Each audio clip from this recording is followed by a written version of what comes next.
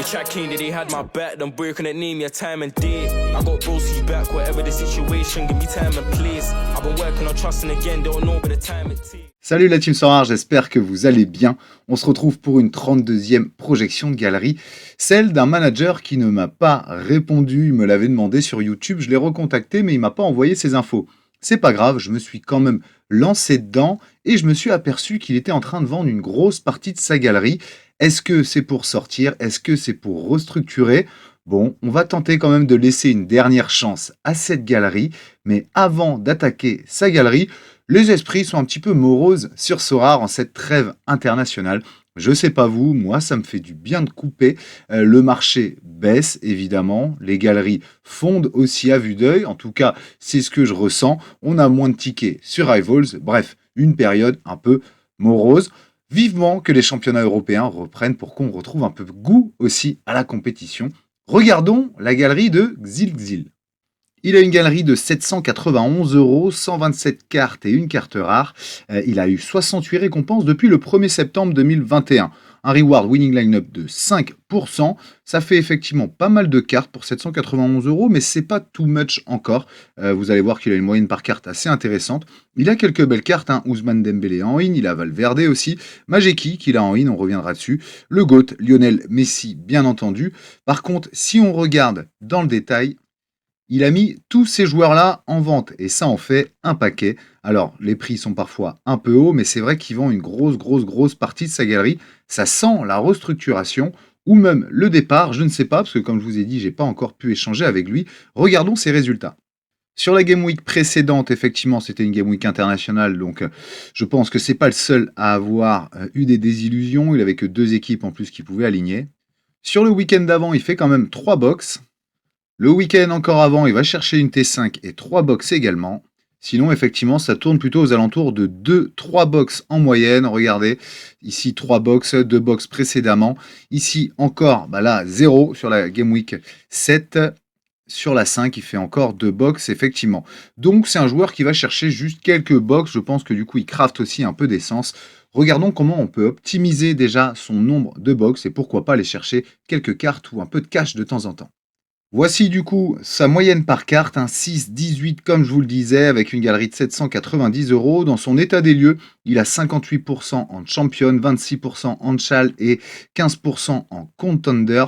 Moi, ce que je lui projette, c'est tout simplement déjà de garder 3 champions. J'ai l'impression en tout cas que c'est ce qu'il kiffe. Sa galerie est majoritairement champion. Il a des beaux joueurs, hein. Hakimi, Valverde, Gouler, Zegrova, Griffo, Dohan ici. Je pense qu'il arrive effectivement à créer 3 équipes champion facilement. Pour moi, ça manque un peu de qualité quand même et de profondeur en def et en attaque surtout. Je pense que au milieu, c'est déjà assez bien fourni et par des bons joueurs. Ensuite, je lui garde, et là c'est intéressant, je lui garde une classique en Europe avec Mignolet, Mechele, De Kuyper, il y a Weda et Denke aussi, donc vraiment un roster intéressant en JPL, en tout cas, avec Barkacci qui joue bien sûr en Turquie ici, ou Mijnan encore en Eurodivisie. Et par contre, j'ai vu qu'il avait vendu ou qu'il essayait de vendre toutes ses MLS. Moi, je les garde. Quitte à kiffer avec les MLS, autant aller jusqu'à la fin de la saison. La période pour les ventes, c'était plutôt juillet. Donc là, dans tous les cas, voilà, va jusqu'au bout. Kiffe avec justement ces MLS-là. T'as Galiese, t'as McCarthy aussi. T'as Escobar, Olinchi. Donc il y a des bons joueurs, hein. Almada, bon, c'est au Brésil. Donc il peut quand même l'utiliser. Rodriguez, Torres, Messi, Benteke, Maurice. Bon voilà. Il a de quoi, je pense, faire 2 équipes tout juste. Mais autant kiffer jusqu'au bout avec. Avant de passer en in-season, je me suis quand même prêté, bien entendu, aux joueurs que je trierai dans sa galerie. Il y en a quand même un paquet, même s'il y en a beaucoup qu'il a mis en vente, mais que je ne vends pas. Donc, vous le voyez ici, moi, je vends pour 56,40 €. Comme toujours, j'ai vraiment, vous voyez, je mets 20 centimes pour certains joueurs qui, pour moi, semblent invendables. Je mets 20 centimes, comme ça, au moins, on sait que c'est réellement 56,40 € à réinvestir. Et donc, au niveau de sa in-season, bon, il a déjà Majeki, Faes ici, Golovin, De Roon, Thomasson, Dembélé et Sotoka. J'ai vu aussi qu'il avait bien entendu des in aussi, évidemment, en tchal. Pour moi, ça manque d'un attaquant en tchal, mais j'y reviendrai ici. Et en contender, bon, j'ai vu qu'il avait déjà une équipe, pour moi, qui peut continuer à aligner pour aller justement et chercher un peu de cash ou de box. Ce qui est intéressant, c'est que je lui propose plutôt de jouer ça, et vous allez voir, j'ai pas rempli ici parce que ça dépendra du choix qu'il fait pour Majeki, mais je pense qu'il peut effectivement d'une prendre une deuxième équipe championne et je vais vous montrer les joueurs, je les trouve intéressants. Vendre Majeki ici qu'il a en in pour le reprendre en classique, ça va un peu avec notre analyse précédente sur la projection de galerie, pour justement dégager 10 € et potentiellement aller rechercher ici un petit attaquant en tchal potentiellement. Donc tout dépendra du choix qu'il fera pour Majeki, mais moi je revendrai Majeki en in, je le reprendrai en classique, je me dégage 10 € pour aller acheter un attaquant en tchal. Regardons les joueurs que je lui propose. De Rea, le retour à la Fiorentina. Moi, ce que j'aime bien, c'est que la Fiorentina, c'est très costaud. C'est 28 € en classique.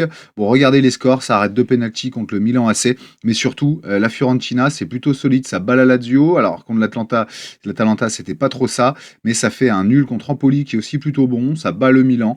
Donc, je pense que la Fiorentina, il faudra compter sur eux cette saison pour les 5 premiers. Et potentiellement aussi, du coup, ça fera quelques clean sheets. Regardez le L15 et le L5 de Rea. Ça fait rêver. C'est pas parce qu'il est brestois, mais Kenny Lela à 6,50 € en une saison. Voilà, je trouve plutôt intéressant pour le scoreur. Dernièrement, c'est un peu moins bon aussi, effectivement. Mais pour autant, c'est un joueur qui continue à faire du AA quand il joue. On le voit là. Donc voilà, Kenny Lela, je continue à compter sur lui.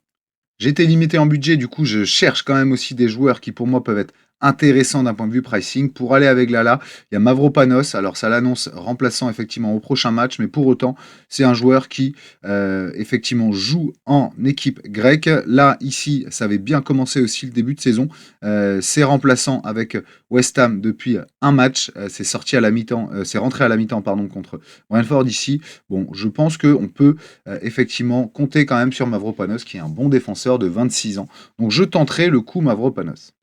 J'en ai déjà parlé, mais je l'adore. Hein. 10 € Maitland Niles, je trouve que, en tout cas, ses scorings sont assez intéressants encore.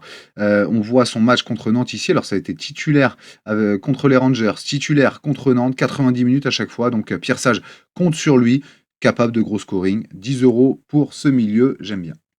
J'ai déjà ce joueur, mais 12 € Iwobi en in-season, je trouve que c'est vraiment intéressant. Je l'ai vu jouer contre Manchester City, j'ai regardé le match, je trouve hyper intéressant. C'est un joueur qui fait du AA et ça compte beaucoup. Donc vous voyez, hein, même contre Manchester City, il va chercher 21 de all-around, ça dribble, ça provoque.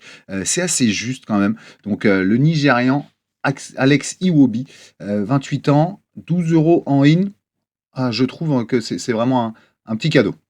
Donc, pour moi, effectivement, il peut se créer ici 2 champions, comme je le disais. Il manque effectivement un attaquant en fonction de ce qu'il décidera pour Majeki. Il manque un attaquant aussi, quitte à peut-être revendre un des milieux, parce qu'il a 3 milieux en tchal. Donc voilà, je me pose la question ici de l'attaquant challenger pour évidemment créer aussi une équipe in-season tchal. Donc 2 équipes champions, une tchal, une contender, ça fait 4 équipes in-season.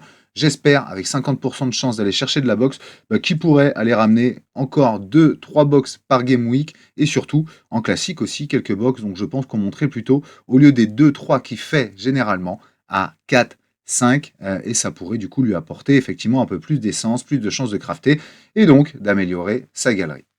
On attendra de voir déjà s'il me répond, s'il regarde cette vidéo déjà, mais je me suis prêté à l'exercice que je trouvais intéressant. On se retrouve prochainement pour un autre Blabla Sorare avec un sujet qui, je l'espère, va vous plaire, bien entendu, et surtout hâte aussi de découvrir l'intervenant. Et puis, dans ce cas-là, on se retrouve aussi pour une autre projection de galerie, plutôt ce week-end, je pense, et je vous dirai, bien entendu, de qui il s'agit. Je tâcherai de contacter, bien entendu, la personne, comme j'ai essayé de le faire pour l'ami Xilzil, mais malheureusement, qui m'a encore pas répondu, en espérant qu'il voit cette vidéo. Allez, salut la team, ciao. And I've always been DTP, I've never been CLB like